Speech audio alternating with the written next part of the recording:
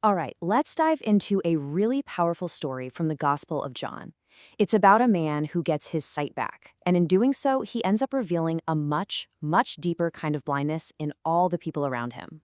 So the story kicks off, but not really with the man. Instead, it starts with this question, a question that basically reduces his entire life of suffering to a theological problem. The assumption here is pretty stark. His blindness has to be a punishment for someone's sin.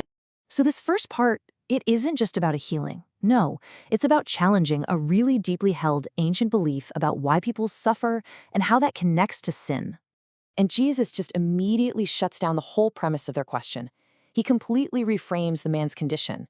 It's not a punishment for something in the past.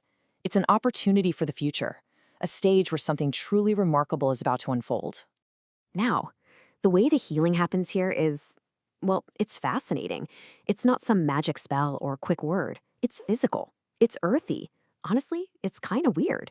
And what's really important is that it requires an act of faith from the man himself. He's the one who has to go and wash the mud from his own eyes.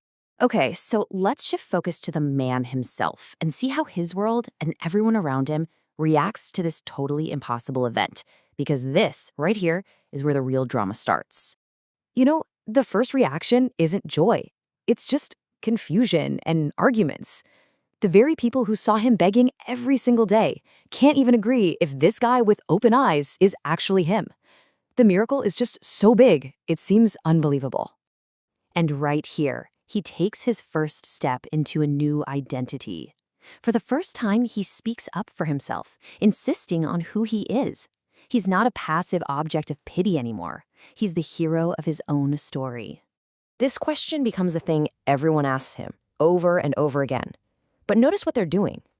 They seem less interested in the pure wonder of it all and way more focused on the mechanics, the nitty-gritty details of how it was done. It's almost like they're looking for a loophole. At this point, his testimony is just beautiful in its simplicity. He's not a theologian, he's a witness. He doesn't try to interpret anything, he just reports the facts of his own incredible experience. So now the story shifts gears. We're moving from a neighborhood debate to a full-blown formal investigation. This miracle is about to be treated not as a divine wonder, but as a potential crime. For the religious authorities, the whole problem comes down to timing. You see, making mud was considered work, and working on the Sabbath was a major violation of their law. For them, this one little detail completely overrides the amazing fact that a man born blind can now see. The evidence creates a split right down the middle of the religious council. One side is just clinging to their interpretation of the law, but the other side is staring at the undeniable evidence of the miracle. The facts just don't fit into their neat little boxes. So after they interrogate his parents, who are way too scared to get involved, the authorities bring the man back. They try to force their conclusion on him, basically demanding that he accept their legal opinion over his own personal experience. And this is just a brilliant turn in the man's testimony. He refuses to take their theological bait. He won't speculate on things he doesn't know. Instead, he pivots to the one and only thing he knows for sure.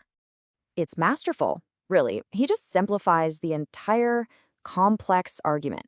He cuts through all the legal and religious noise and boils it all down to a single, undeniable fact. This is the unshakable core of his argument. It's a truth that's grounded in his own body, an experience that no amount of debate can just erase. He's not arguing a point of law. He's testifying to reality. Wow, he is no longer just a passive witness, is he?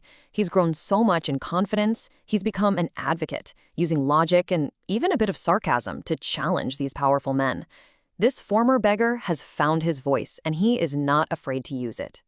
And for his courage, for simply refusing to deny what happened to him, he pays the ultimate social price. He gets excommunicated, thrown out of his entire religious community. He's made an outcast. Now, in this final act, the man, now a total outcast, has one more encounter.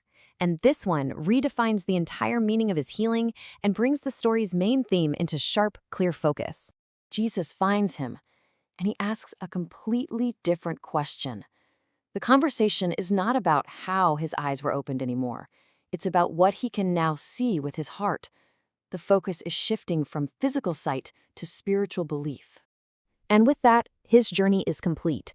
The physical healing he got at the pool is now matched by this profound spiritual understanding. He can now truly see who Jesus is. This brings us to the powerful metaphor at the very heart of this story. Jesus explains that his whole purpose is this great reversal, to give sight to the blind and to show the blindness of those who are so sure they can already see. The Pharisees, who've been listening in this whole time, ask this sarcastic question. They are so confident in their own spiritual sight and their own understanding that they completely miss the point that they are the prime example of the very blindness Jesus is talking about. And so the story leaves us with this really challenging paradox. Admitting you're blind, that's not the problem. The real danger, the real guilt, comes from claiming you can see everything perfectly, while refusing to acknowledge the truth that's staring you right in the face. That, this story suggests, is the most profound blindness of all.